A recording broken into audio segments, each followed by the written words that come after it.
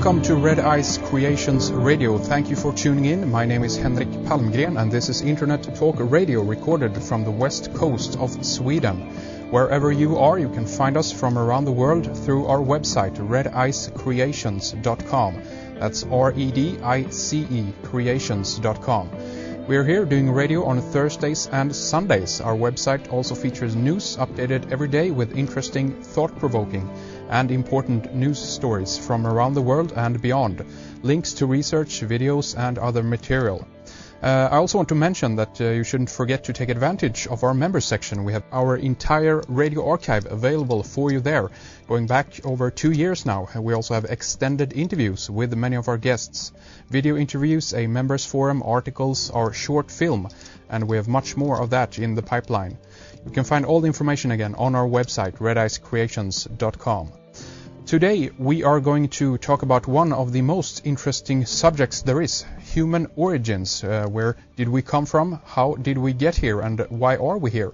We have Lloyd Pye back with us on the program today to discuss his research on everything from the hominids to the intervention theory, the genetic engineering of the human species. And we're going to also hear if there are some other news or updates on the star child skull. I'd recommend that you go back into our archive and into our member section and listen to our first program that we did with Lloyd to get the proper background story as we go into some of these topics.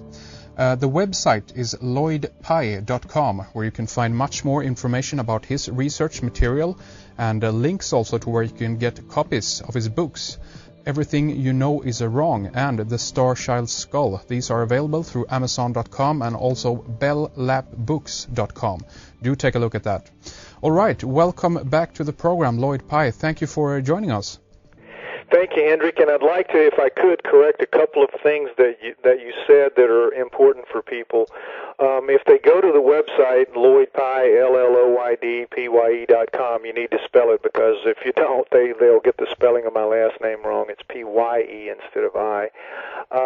But the book, Everything You Know Is Wrong, is currently not available anywhere, actually, except through a woman named Belinda McKenzie in London, who has some copies left over from a speaking engagement that I did in England a couple of years ago. The book went out of print last year, and it's now selling for, used copies are selling on Amazon for like $100 US, which is just ridiculous, and I urge nobody to buy that. Get one from Belinda if you really want a copy now. But I'm also planning to bring out an update. That's why it's went out of print.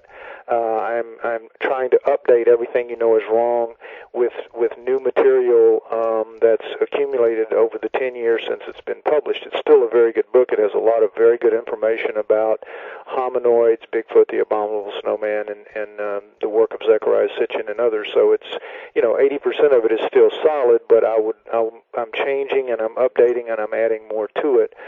So I would advise people, unless they really are desperate to know the information right away, to wait for the update, which will be the latter part of this year, early part of next year, somewhere in there it should be available.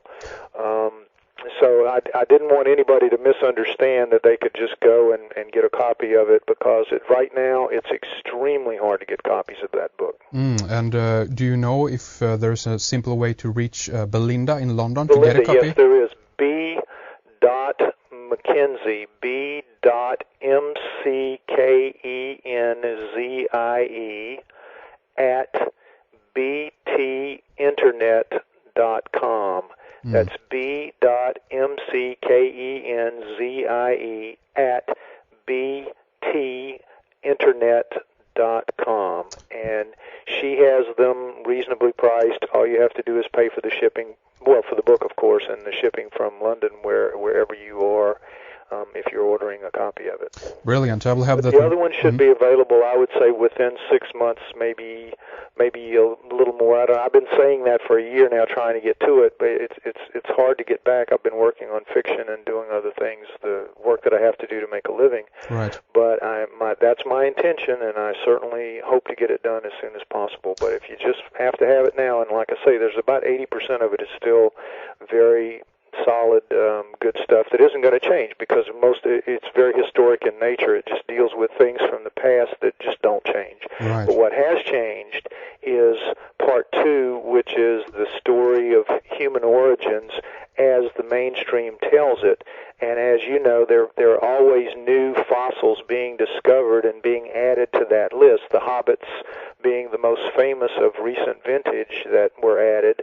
So the hobbits will be discussed in the book, and other new things within the past 10 years will be added as well. Brilliant. For all those who didn't catch the email address, I'm going to have that up on this information page to this in relation to this radio show. So just click on that link and get in contact with Belinda in London.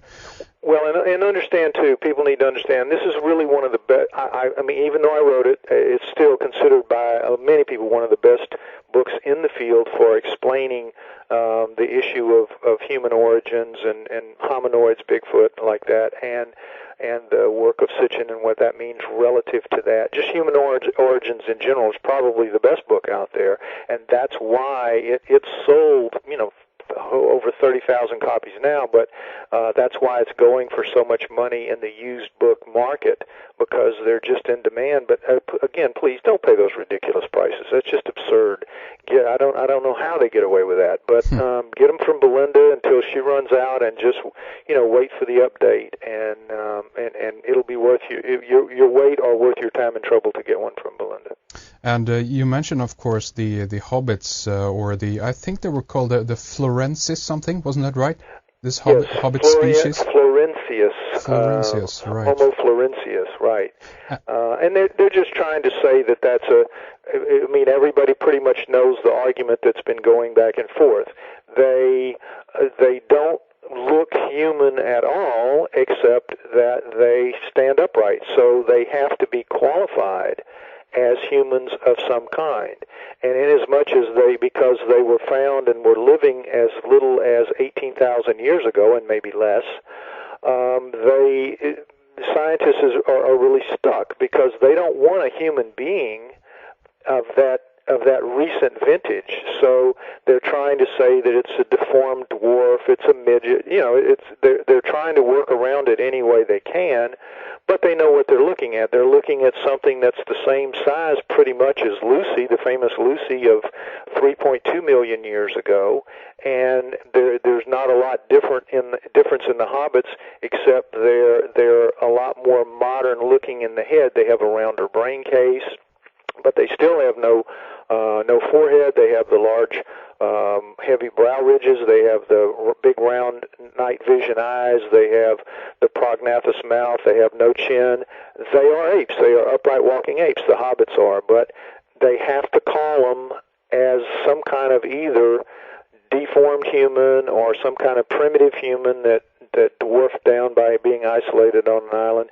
They're doing everything to avoid calling them what they are, which is upright walking apes, because that means that it opens up the door to hominoids, to having to discuss hominoids realistically, because that area, Indonesia, is really the number one place in the world where the dwarf kind of hominoid is found. There are four main kinds. There's the giant kind, which is the Bigfoot Sasquatch kind.